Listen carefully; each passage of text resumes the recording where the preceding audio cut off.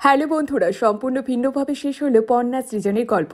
হাসি কান্নায় দত্তবাড়িকে বিদায় জানালো নিমফুলের মধু ধারাবাহিকের সমস্ত টিম। অন্তিম পর্বে কি দেখানো হলো আসুন দেখে নেওয়া যাক ভিডিওটির মাধ্যমে। শেষ হলো দীর্ঘমেয়াদী সিরিয়াল নিমফুলের মধু ধারাবাহিকটি। প্রথম দিন থেকে এই ধারাবাহিকের গল্প দর্শকদের মনে আলাদা জায়গা করে নিয়েছে রীতিমতো।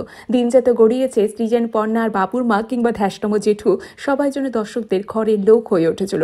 দেখতে দেখতে এই সিরিয়ালটা পার করে দিল প্রায় 2.5 বছর। নিঃসন্দেহে বলা যেতে পারে যৌথ পরিবারের আদর্শ নিদর্শন ছিল এই সিরিয়ালের দত্ত পরিবার। বলাই বাহুল্য টিআরপি তালিকাতেও বহুবার বাজিমাত করে দেখিয়েছে এই ধারাবাহিকের টিম। এমনকি অনেক সপ্তাহ ধরে বেঙ্গল টপারও হয়েছে সৃজন পর্ণার গল্প। কিন্তু ধারাবাহিকটা যত দীর্ঘ হচ্ছিল ততই ভাটা পড়েছিল গল্পের রসতে।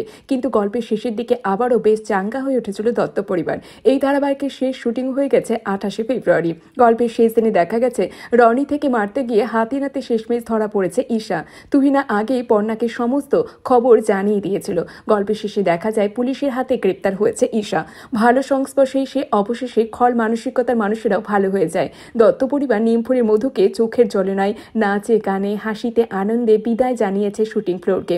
অনেক দর্শকদের চোখের কোণে জল থাকলেও মুখ ছিল হাসিতে ভরপুর। তবে শেষ দিকে ঠাম্মি আর সৃজনকে দেখা যায় না বলে অনেকের মনেই রয়ে গেছে দুঃখ।